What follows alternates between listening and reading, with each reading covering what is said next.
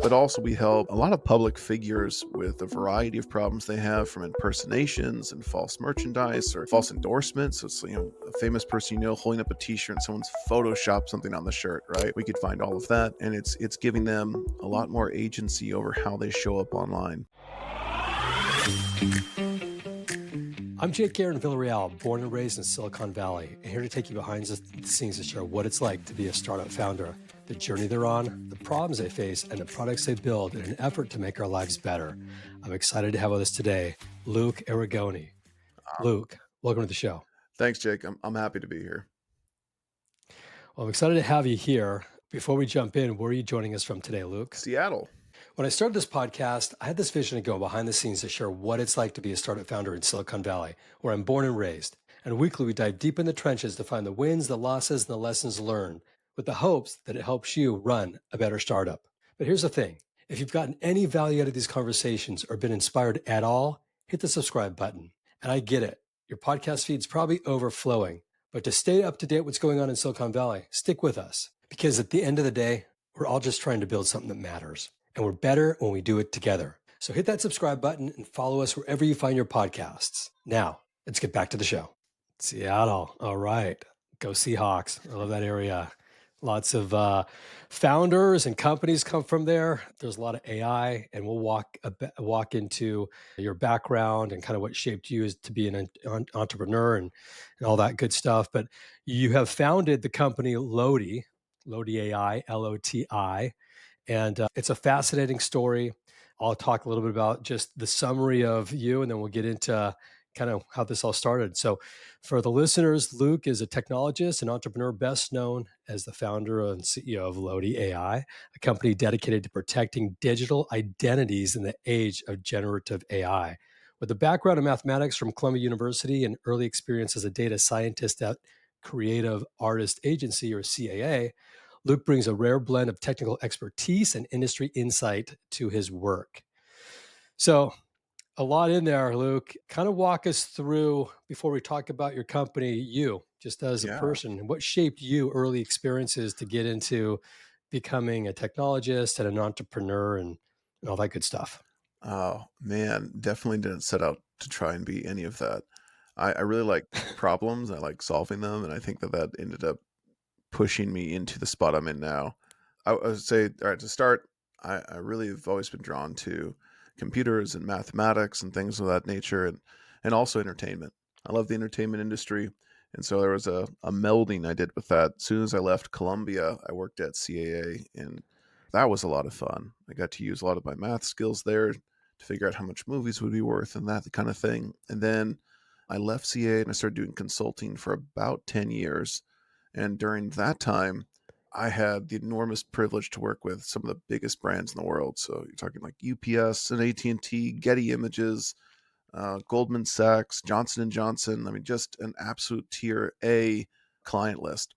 And we had a particular client that was doing partial face recognition. They wanted us to build this impossible model of like, can you identify off of like 15% of a face?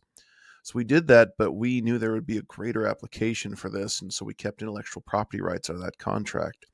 And then we pointed it towards the internet and started making this large index of everyone's face, and then gave people the ability to upload their picture to find themselves online so they could essentially delete the things they don't want. We built this kind of delete function for the internet to go with it.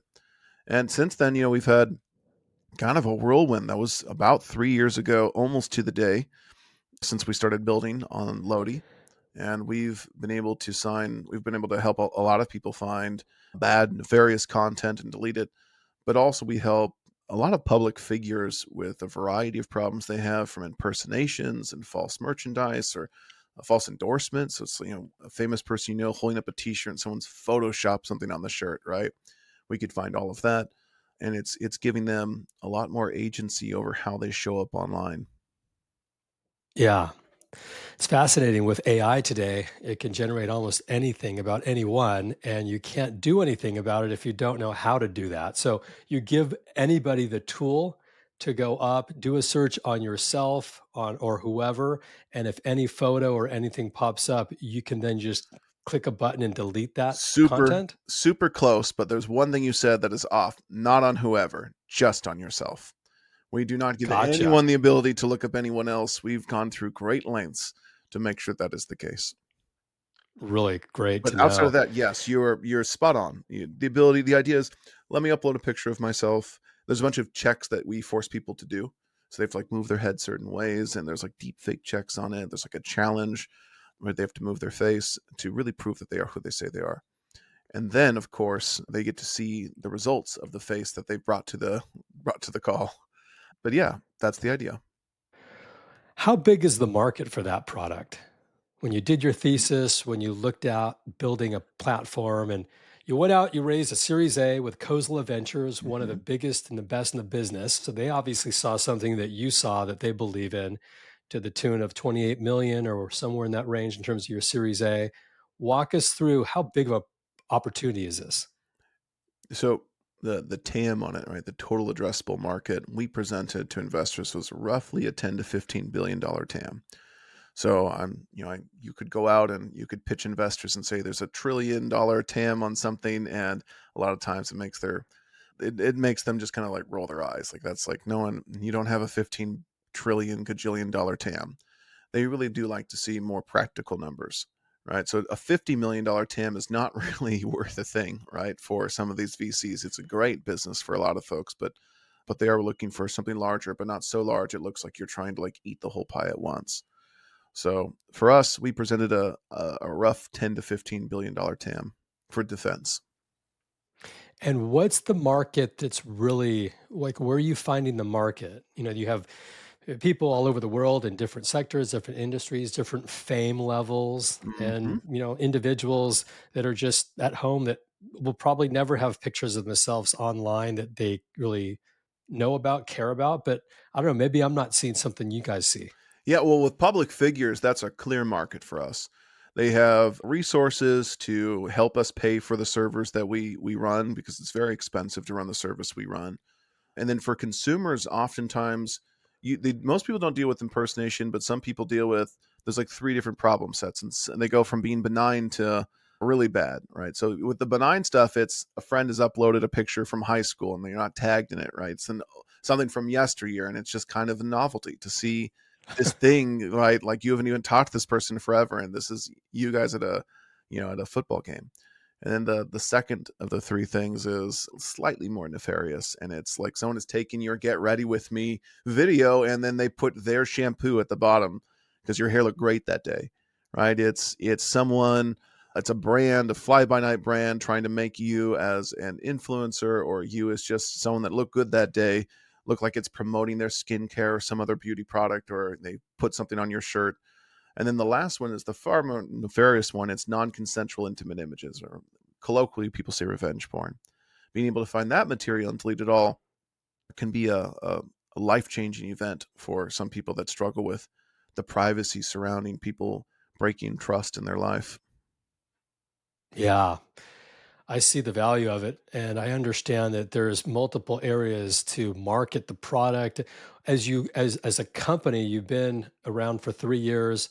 The concept has been around for a while. I think you did a highly intelligent and smart thing with taking, the IP from a project and now rolling this into a product. If you look at the growth of the company, what's your biggest distribution channel? Like, are you Mm, marketing, email marketing people? Are you posting? Like, We for founders out there that are launching products and platforms, the question always is, how do I find our market? What's worked for you? partnerships, distribution through partnerships is probably it. You find people that have to hear. So we solve a problem that people didn't have any solution for before. And so people talk about the problem a lot, which is like, how do I delete things online? Right? There's like nothing to be done in a mechanical at scale way. It's like call a lawyer, I guess, right? So we went to law firms and we said, hey, when clients come to complain about this, we got a tool for them. And we also knew that like managers for public figures, well, they always have to hear about this. Like, man, there's some AI thing of me online. Can we get this gone? And they're like, not really. And so we told them about it. We told agencies. You tell a lot of folks, like security firms, right? They get told, like, hey, there's someone impersonating me, and we're afraid that it might turn into like a stalker situation or something. we let them know about our product. So it's almost thinking about where do our customers go to try to solve this problem?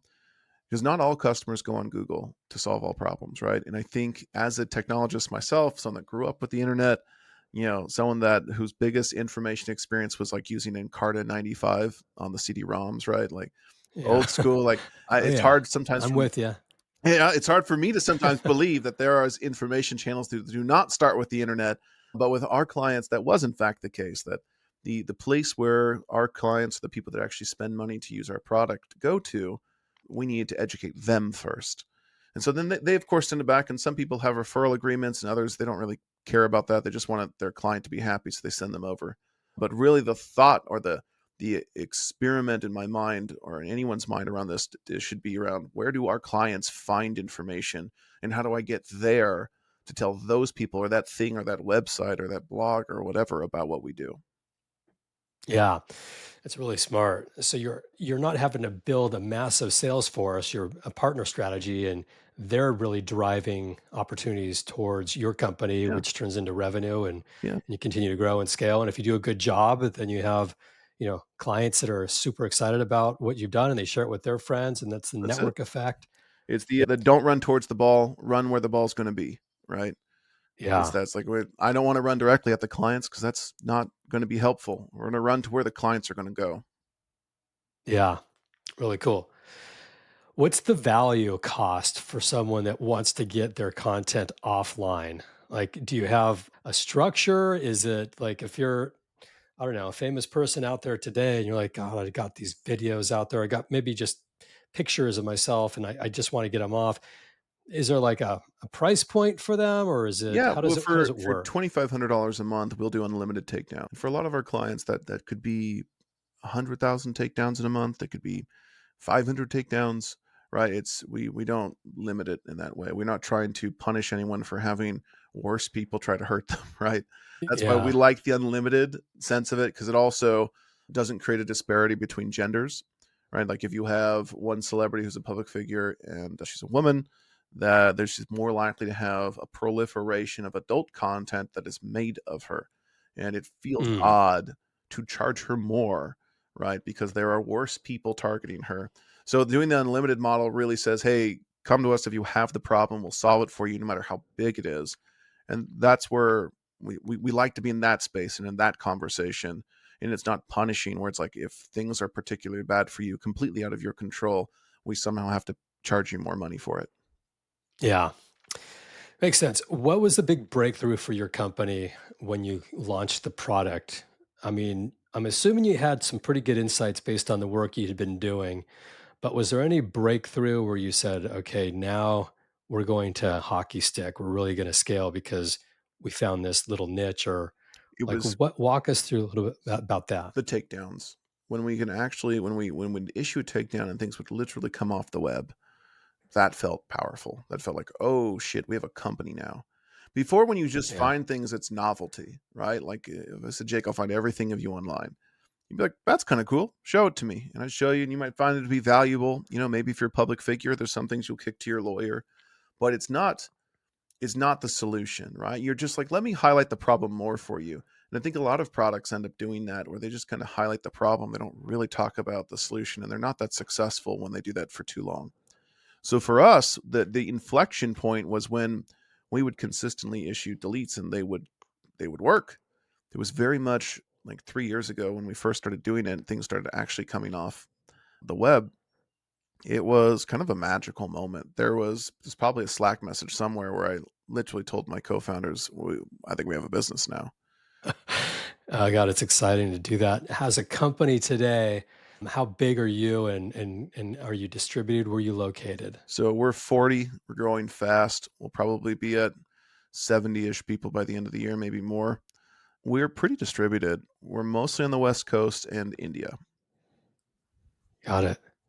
As a company, when you grow, there's good problems and bad problems. One of them is, you know, you are struggling because you can't find your market or there's some issues, and others are, good problems. You need to grow, you need to scale, you need to have more people do Yep. more things. For you, what's your biggest challenge today? It's just that. It's how do I get how do I hire the smartest and the brightest engineers? It's it's probably one of the most vexing parts of the business, right? You end up hiring a lot of people all the time, and the thing that your company really is at the end of the day is not just your tech, it is the people that are running it and operating and expanding it and fixing it, right? And I know it's trite to say that the company is really just as good as its people, but it doesn't matter. It's a saying for a reason. Like it's a thought for a reason, which is it's meaningful. So yeah, right now I'm desperately trying to hire as many bright engineers as humanly possible. When you interview people, what's worked for you to make sure you get the right engineers? I know you're technical, so you can probably Yeah. flesh that out pretty easily. Walk listeners and engineers that might be hearing this that might want to work for you or be part of your journey. What is it? What type of culture have you built, and what will they be excited to be working on if they join? People that interview with me, they'll probably all laugh when I tell them this because they'll all be like, "Yeah, that's the same experience I had." And while I leave other people on the team to do most of the technical interviews, the thing that I do is I first sell them on the company. Why is this? Why is this good? Why do you need to be here? If they're interviewing with me, it's probably some leadership role, right? And I want them to be excited about the opportunities I see. But the second part I do is I share all the skeletons in the closet. These are all the problems we have, and I don't shy away. I don't say my greatest weakness is I work too hard. It's nothing like that. Like I like really actually tell them problems. Like these are the problems that are going on. This is what we have. And the judgment I have is how they react to that. If someone looks at these problems, they're like, "Hey, you mentioned 5 problems and 3 I think I could solve." That's who I want on the team. Someone that's like, okay, well, I can deal with those problems. That's okay. Like, I appreciate their openness, but really, I want people that look at the problem set and say, actually, that aligns with my skill set. I can take 3 things off your plate. I can take 1 thing off your plate of the 5 that freak you out. So really, it's kind of counterintuitive, but during the interview process, I talk about all the bad stuff in about the equal proportions as the good stuff so that I can hear how they interpret it, right? Is it an opportunity for them to thrive in an environment where someone's going to give them resources? Or do they view it as, hey, I guess I'll just live with it. I need a job. Those are going to be 2 radically different experiences for me as someone hiring. Yeah, that's great. We look at when you hire, and by the way, that's the growth is tremendous, and there's hundreds of AI companies all trying to build and hire the same type of people, founding engineers, leaders, people that Yes. can solve problems. And unfortunately, those engineers don't fall off the trees, but they're out there and they are interested. And we had a previous conversation to this, and some of them have had their own startups, and some of them didn't quite make it for whatever reason. The company Yep. shifted, the market shifted. Doesn't mean they've shifted. They still have the core skills, and they could be a great Absolutely. partner or leader on any other organization team. And so we see it, we hear it all, and there's an opportunity to really to do acqui-hires and to really grow strategically, Yes. right? So When it comes um, to like, hey, if you're an engineer and you've founded a startup and it's not working or it did not work out, join the club, man. I've been there. I've had startups that did not work. Like I've had ventures that have failed. No one in any way will ever hold that against you, right? And the truth is, if you're in that spot, you probably hold it against yourself more than anything else. But from me as a hiring manager that's trying to find engineers, I love the idea that you worked at scale somewhere and then you went and founded a company, and whether it worked out or didn't, immaterial. The idea is that you had conviction in an idea and you left some cushy thing to take some big risks and you built things on your own. Like that's incredible. Those are hard skills to find in people. That's ownership and authorship, right? It's like, hey, I own this and I'm going to make it. I don't care that the product market fit wasn't perfect or that, the sales didn't work out right. Like none of that matters. If you can build things and build things well and do that on your own, I would love to talk to you. That's my thinking around all of it. yeah. Well, for all the listeners out there and the engineers hearing this, does it matter where they are at, Luke? If they're in the US, if they're in Canada, if they're in Seattle, like where do they need to be if they're a great fit? I would love West Coast, but if you're a great fit, you'll come from anywhere. So I really don't mind taking calls from anyone if they're going to fit the bill right. It's so hard to find that right temperament, that experience, that skill set, that mindset that beggars can't be choosers. So, Yeah. Well, I like what you said. I mean, we kind of look at it with, a very simple, we call it the three C's, which is the chemistry, the character, and hopefully the culture, right? So if we can get like those three things, and that, by the way, doesn't come off the resume. right. That's the interview process. Absolutely. There's lots of tools out there that can help you get the people, right? Like we use AI agents today. When we talk to companies, they tell us what they want. We put that into our LLM and it, syncs up what they're sharing with us and their story and how they, present and we take that and we put candidates into it and it actually syncs up. Yeah, that scores this one better than that one. And so out of the, 1,000, here's the top, 30, and then when we go out and we start talking to them, we still have to talk to them, human in the loop, make sure we're on target for what the client wants, you in this case. And also, are they interested in the company? Like, what type of culture is it? What are they going to be working on? What's that journey going to be like if they join the organization? That stuff, unfortunately, doesn't come out in the resume, but we can flesh through it and accelerate that process. And when we do that, we just go back to those three. Is there chemistry with that person and that hiring team? Are they a right fit for what you're looking for in terms of character? Are they like a founder's mindset? Can they solve problems? Can Mhm. they work autonomously? And then do they like the culture that you created and built? Yeah. So, this is a great promo for anybody that wants to join your company and I no hope so. cost to anybody. Shamelessly, that is Yeah. absolutely. I cannot stress it enough. And also people that, they might look at my business and say, "Hey, that's not really for me." And I know you help match a lot of really great engineers. I think I just also want to say as a bit of encouragement, even if you don't like the Loti business, you don't want to come and work for us. If you have this mentality of what, Jake and I are talking about, you're very marketable right now at a number of companies. In a world where everyone's wondering if AI is going to eat the development world, if you have the right mentality, if you have kind of the right background in terms of you've taken the right amount of risks, but also worked at scale, you're one of the hottest commodities in the world right now. So don't be discouraged by that. Yeah. I want to switch gears. You talked about, engineers and the type of makeup they have. Let's talk about the technologies because there is some fear out there that, jobs are going away from the Yeah. engineering perspective. There's lots of tools out there from Cursor to many others. Some companies that we're seeing aren't even hiring engineers unless they actually have experience that they bring to the table with those kinds of tools. What's your perspective on that? I can tell it as a story of due diligence. There was a while where we were asked in financing rounds, "Hey, how much of your code is written by AI?" Right? It's a negative thing, right? It's like, "Hey, how much of your stuff is generated?" You can talk about it as being open source or whatever, but there's a question that investors are getting at, which is, how hard is it for someone to replicate what you've done? Right? And that's the question they asked when they said, "How much is AI?" or whatever. My anticipation, and I've backed this by talking to investors at Khosla, is in the next round when I do my Series B, I'm going to be asked the same exact question: how much of your code is written by AI? It'll have an entirely different meaning. It's going to be: are you operating at capacity? Is there room for your team to be more efficient? Are you really developing fast enough? And I think that that's super fascinating. Is that the exact same question is going to get asked to me, and I am going to be expected to give a radically different answer. Before it's like, how small can you make this number? And now it's how big can you make that number?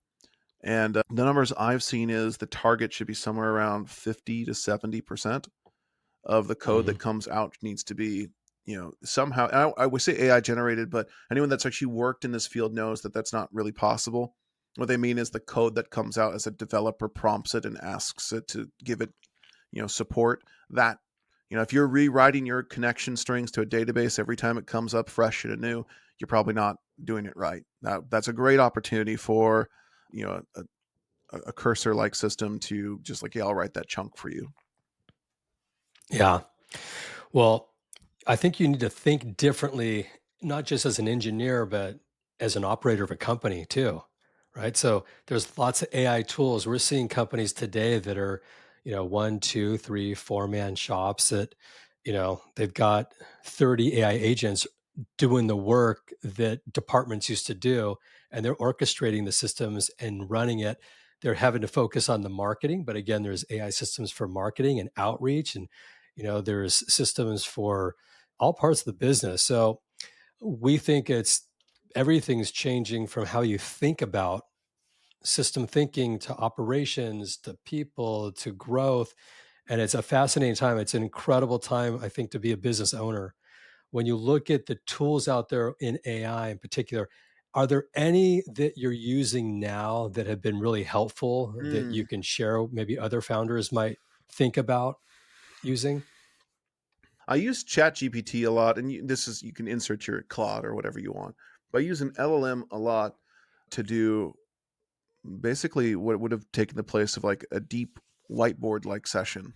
So if you use LLMs to try and give you knowledge, I think that there's problems there. Like one, it can hallucinate and other things, right? But if you use an LLM as like the world's greatest librarian and perhaps a really great PhD student, the combination of like they can go and retrieve and do some distillation on it, I think that's the best we use. And so I'll use that often. So like there'll be problems that'll come up, whether they be technical or social, but asking, hey, can you give me some papers on this? And then the papers come back. Can you summarize these papers? And then cite sources, right? So they'll summarize and they'll cite the parts of the papers. Perfect. Great. Then I can go read those papers. So it's distilled down a universe of white papers and academic papers on psychology and data science and everything in between. And then I can go and do the research and put it into my brain to make that work. But before that, I mean, it was very hard. Like searching into archive keywords is very difficult to find exactly what you're looking for. You're kind of reliant on what becomes popular. It's like trying to find a single reel in all of TikTok. It's very, very difficult. And the systems for discovery are really what win the game with AI. And I'm no different. I use AI to do discovery, but with knowledge. Yeah, I like that approach. Really cool. Well, I love your story. I'm sure there's stars out there in LA and New York and different parts of the world that are hearing this or will hear this and think, there's finally a solution for me. There's Yeah, finally something that can solve the problem that I've been dreading every single time I go online or go to that that's right. social media site or whatever. And it's just, I think, comforting to know that there's good technology out there in AI that's really helping and not hurting. And And yeah, go ahead. sorry for interrupting. I was just going to say, and to speak to the first question you asked about distribution, we've done such a good job at distribution that if those celebrities hear this podcast, you could talk to your agent. It doesn't matter who your agent is, and they'll know who we are. I like that. Such a great strategy. Well, what are you looking forward to as we turn the corner in 2025? What's on the horizon for Loti? We are keeping our ear to the ground on what the demands are for AI. I think to put it bluntly, there's a huge crisis in intellectual property and how things are going to be utilized in training and inference, like how things go into models and how things come out of models and who gets paid and how they get paid. And I think we're Mhm. really hoping that we can help the industry figure out whatever that solution might look like. Yeah.